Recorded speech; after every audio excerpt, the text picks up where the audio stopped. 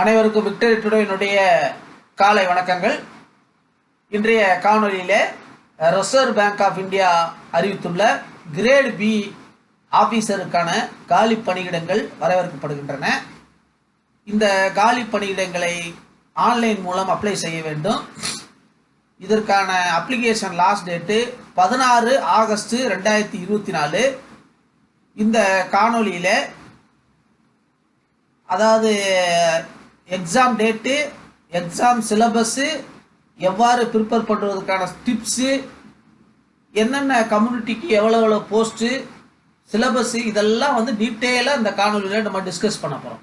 இப்போ எக்ஸாம் தான். Face 1 exam வந்து 8 மற்றும் 14 தேதி செப்டம்பர் நடைபெறும்.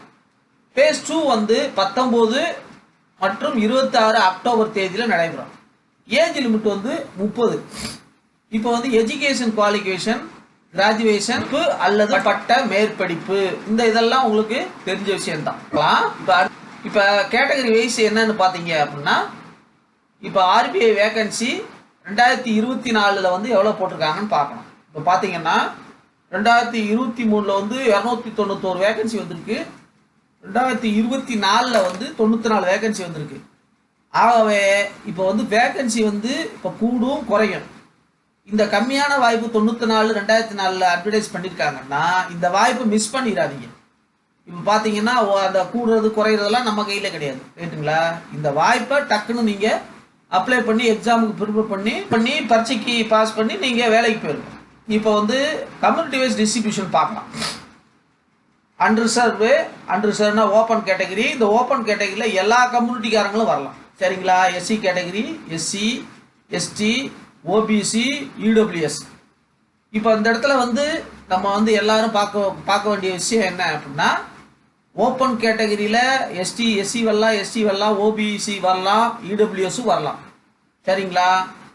அதனால் வந்து நீங்கள் கனெக்ட் பண்ணும்போது நீங்கள் யாராக இருந்தாலும், எஸ்சியோ, எஸ்டியோ, ஓபிசியோ, இடபிள்யூஎஸ்ஸாக இருந்தாலும் உங்களுக்கான வாய்ப்புகள் என்னன்னு பார்க்கும்போது, இப்போ சப்போஸ் ஃபர்ஸ்ட் கேட்டகரியில் வாய்ப்புகள் என்னன்னு பார்க்கும்போது எஸ்சியாக இருந்தால் 10 வேகன்சி.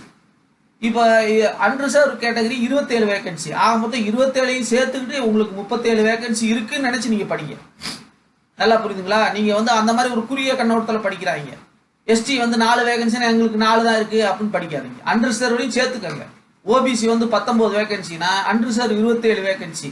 ஆக மொத்தம் எத்தனை? 46 வேகன்சி இருக்குன்னு படிங்க. EWS 6 vacancy. அன்ரிசர்வ் கேட்டகரியில் எத்தனை?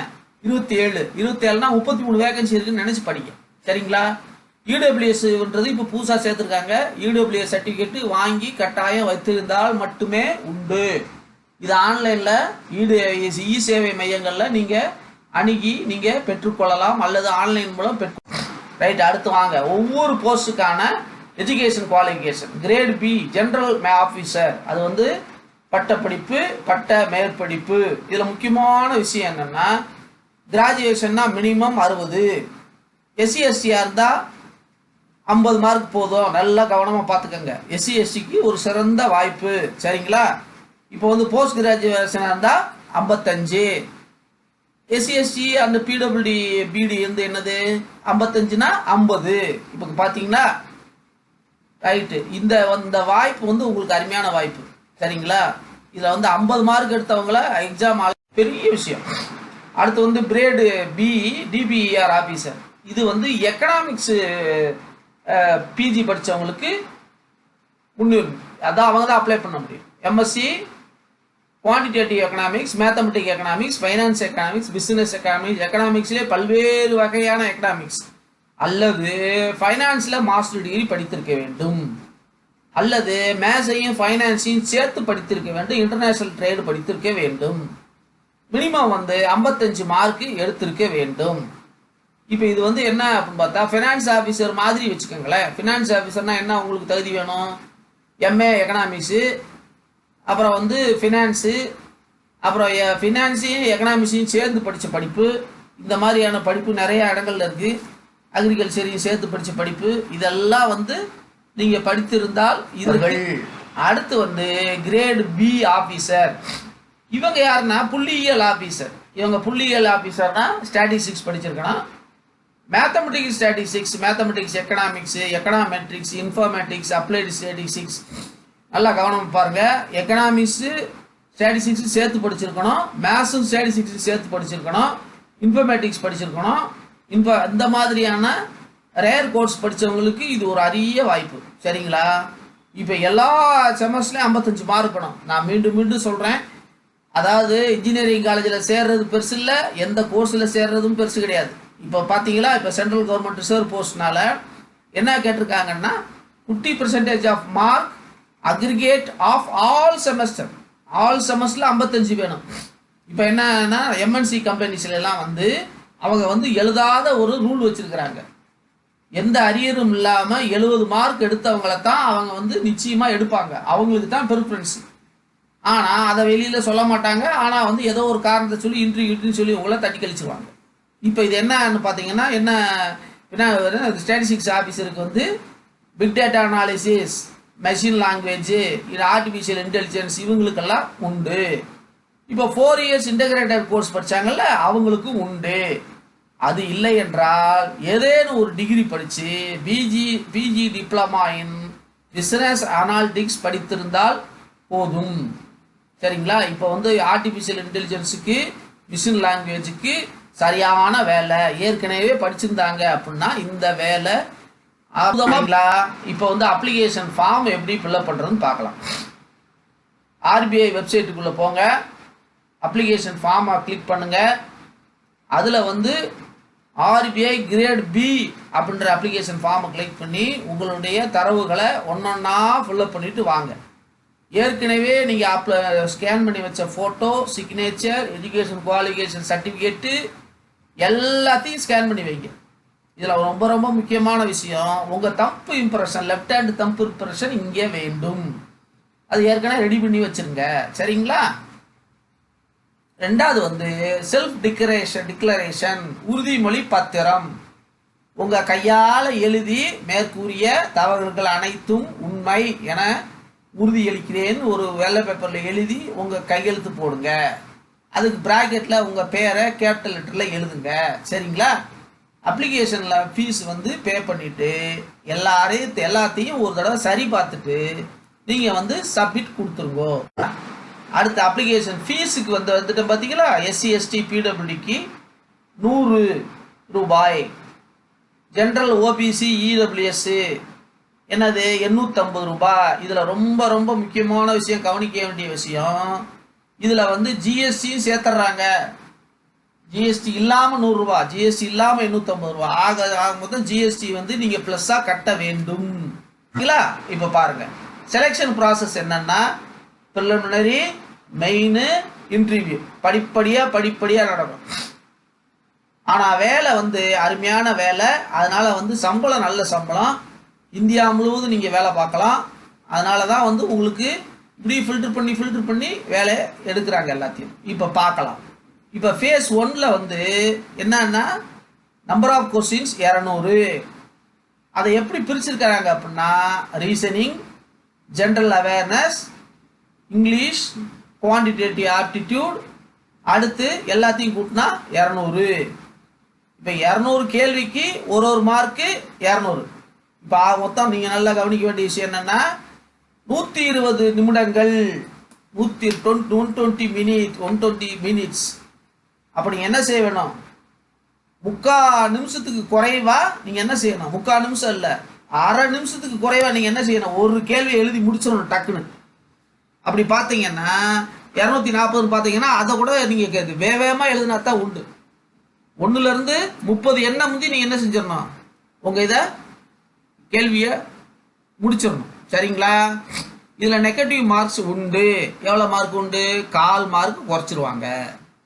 ஆக மொத்தம் கவனமாக செய்யணும். இந்த நெகட்டிவ் மார்க் வந்து இந்த சென்ட்ரல் கவர்மெண்ட் போஸ்ட்டு, இந்த எலிஜிபிலிட்டி டெஸ்ட்டு, எம்ப்ளாய்மெண்ட் டெஸ்ட்டில் வந்து அது வந்து உங்களுடைய கவனத்துக்காக கொடுக்கப்படுறது. முற்றிலும் தெரிஞ்சே எழுதுங்க, தெரியலன்னா விட்டு வந்துருங்க. ரைட்டா? அது போகலாம். ஃபேஸ் 2 வந்து என்ன அப்படின்னா இதில் பார்த்தீங்கன்னா paper economics and social science. ரெண்டாவது இங்கிலீஷ் ரைட்டிங் ஸ்கில்னா டிஸ்கிரிப்ஷன் பேரா கணக்கில் எழுதணும். 3 ஃபைனான்ஸ் அண்டு மேனேஜ்மெண்ட். ரைட்டுங்களா? அடுத்த சங்கதிக்கு போவோம். 50% வந்து அப்ஜெக்டிவ் டைப்பு எக்கனாமிக்ஸ் சோசியல் சயின்ஸில், 50% டிஸ்கிரிப்டிவ் டைப்பு. நல்லா கவனமாக பாருங்கள். 50 மார்க் கேள்வி வந்து ஒன் வேர்டு, 6 கேள்வி விரிவான விடை அடிக்கணும். 6 கேள்வி கொடுத்துருப்பாங்க, 4 கேள்வி விரிவான விடை அடிக்கணும். அப்போ எவ்வளோ மார்க்கு? 4 கேள்வி அடிச்சிங்கன்னா 50 மார்க்கு. 4 கேள்வி அடிச்சிங்கன்னா 50 மார்க்கு. ஆக மொத்தம் இந்த அப்ஜெக்டிவ் டைப்புக்கு 30 நிமிஷம், இந்த டிஸ்கிரிப்டிவ் விரிவான விடைக்கு 90 நிமிடங்கள். நல்லா பாருங்க, சரிங்களா? அடுத்து இங்கிலீஷ் வந்து நீங்கள் 100 மார்க் எழுதணும். 100 மார்க்குக்கு வந்து டிஸ்கிரிப்டிவ், சரிங்களா? அது டிஸ்கிரிப்ட்னா எழுதணும், ஒன் வேர்டு கிடையாது, சரிங்களா? அரை பக்கம் அந்த மாதிரி எழுதணும். அவங்க கொடுத்த இடத்துக்குள்ளே அந்த பேப்பருக்குள்ளே எழுதணும். பேப்பர் 3 ஃபைனான்ஸ் அண்ட் மேனேஜ்மெண்ட், அதுவும் அதே மாதிரி தான். 50% வந்து 30 கேள்வி வந்து அப்ஜெக்டிவ் டைப் கேள்வி. அடுத்த கேள்வி வந்து 6 டிஸ்கிரிப்டிவ் டைப் கேள்வி கேட்டு கொடுத்து 4 கேள்விக்கு ஆன்சர் பண்ண சொல்லுவாங்க. அதுக்கு வந்து 120 நிமிடங்கள். நல்லா பார்த்துட்டீங்களா? அவ்வளோதான், முடிஞ்சு போச்சு. ரைட். அடுத்து இது எப்படி நீங்கள் செலக்ட் பண்ணி இன்டர்வியூ கூப்பிடுவாங்க?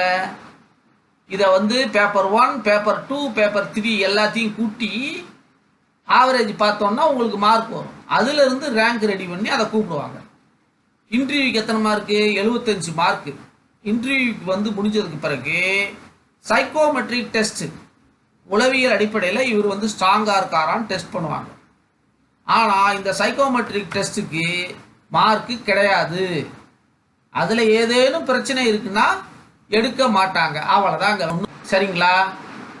இப்போ வந்து இன்டர்வியூ ப்ரிப்பரேஷன் டிப்ஸ் என்ன அப்படின்னா, ஆர்பிஐ வெப்சைட்டில் போனீங்கன்னா மார்க் டெஸ்ட் இருக்குது, ப்ரீவியஸ் கொஸ்டின் பேப்பர் இருக்குது, எல்லாமே இருக்குது. இதை நீங்கள் பார்த்துக்கலாம். இப்போ நல்லா கவனிங்க. இவ்வளவு கஷ்டம் இருக்கேன்னு நீங்கள் வருத்தப்படாதீங்க. ஆனால் பேசிக் பே எவ்வளவுங்க? 55,200 ரூபா. ப்ளஸ் கிளஸ் எல்லாம் சேர்த்தீங்கன்னா கிட்டத்தட்ட 1 லட்சத்துக்கு கிட்ட வரும் உங்களுக்கு சம்பளமே. முதல் மாத சம்பளமே 1 லட்சத்துக்கு கிட்ட வரும். ஆகவே அன்பு மாணவர்களே, ஆசிரியர்களே, இந்த வாய்ப்பை வந்து நீங்கள் பயன்படுத்திக்கிங்க. நீங்கள் மலைக்க வேண்டாம். ரிசர்வ் பேங்க்குங்கிறது சென்ட்ரல் கவர்மெண்ட் வேலை, இந்தியா முழுக்க எழுதுவாங்க, நமக்கு வந்து கஷ்டம் அப்படிலாம் ஒன்றுமே கிடையாது, சரிங்களா? நீங்கள் சாதாரணமாக எழுதுகிற டெஸ்ட்டு தான். உங்களுக்கு தகுதி இருந்தது, உங்களுக்கு எலிஜிபிலிட்டி இருந்ததுன்னா நீங்கள் தாராளமாக அப்ளை பண்ணலாம். ஏனென்றால் நீங்கள் ஏற்கனவே வந்து சாதாரண குரு இப்போ சின்ன எக்ஸாமாக இருந்தாலும், எந்த எக்ஸாமாக இருந்தாலும் நான் ஏற்கனவே சொன்னது தான், எல்லா எக்ஸாமும் ஒன்று தான். ஆனால் சிறு வேறுபாடுகள் தான் இருக்கும். இந்த எக்ஸாமில் என்ன வேறுபாடு? ஃபினான்ஸ் வந்து கூடுதலாக கேட்டிருக்கிறாங்க. இதில் என்ன செய்கிறாங்க? ஒன் வேர்டு இல்லாமல் டிஸ்கிரிப்டிவில் எழுத சொல்கிறாங்க. அவ்வளோதான் வித்தியாசம், சரிங்களா? இதை நீங்கள் நல்லா பார்த்து புரிஞ்சுக்கங்க, நீங்கள் அப்ளை பண்ணுங்க. ஆகவே 16 ஆகஸ்ட் 2024 அப்ளை பண்ணுறதுக்கு லாஸ்ட் டேட், சரிங்களா? இதில் வேறு ஏதாவது சந்தேகம் இருக்குன்னா என்கிட்ட கேட்கலாம்.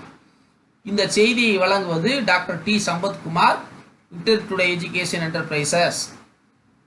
இந்த நிறுவனத்தினுடைய நோக்கம் அனைவருக்கும் உயர்கல்வி, அனைவருக்கும் அரசு வேலை, அனைவரையும் முதலாளியாக்குவது போன்ற 3 முத்தான நோக்கங்களுக்கான வழிகாட்டுதலையும் ஆலோசனைகளையும் சேவையாக செய்து வருகிறது.